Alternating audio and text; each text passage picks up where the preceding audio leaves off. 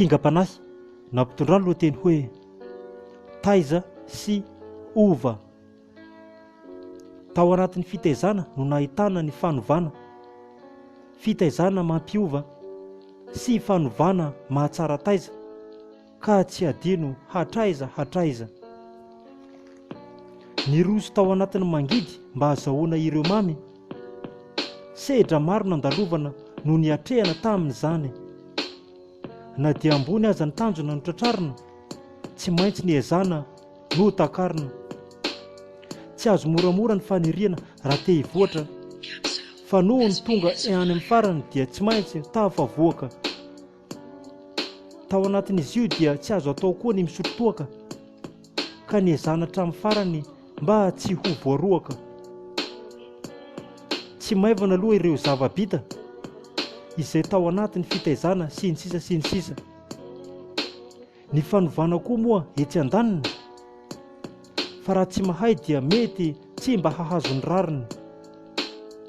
Fitaizana iray andro dia toy ny efa herintaona, ary ireo fanovana isan'andro mila efa tsy haiko intsony na ho ahoana.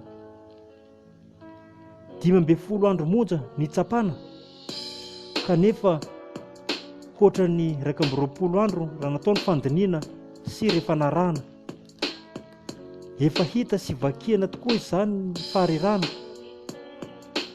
Mazava ho azy fa tena folaka izahay tamin'ny fitaizana sy fanovana nampiarina taminay. Vitany amin'iny ka mitoy ny fianarana, amam-bolana maromaro ka tsy maintsy noarahana. Fa ny fototra izy ity dia ireo fanovana sy fitaizana izay tsy maintsy natao ka tsisy azo ny alana. Nanabe tokoa ireo mpitaiza sy nanova na hatraiza. Ireo fivoarana azonay dia tena be dia be. Alohan'ny voanay tato anatin'ny École nationale des sous-officiers de l'armée. Io toerana io moa dia tany Antsirabe.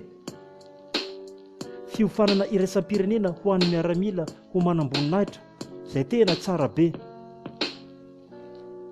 Rehefa vita tany dia mivoaka ho manamboninahitra, ka lasa riarian'ny firenena sy ireo fianakamsa. Tsy ho lazainy totsony ireo ray aman-dreny, fa dia hafaliana tsy ombotratra no nahazo an'izy ireny. Ao anatin'izany rahateo moa ireo vady aman-janaka, satria manana olona avolenta izay sy miroso ary tena miakatra. Fifaliana tokoa tamin'io ry zalahy. Rehefa nivoaka soa matsara tao amin'ny NSOA,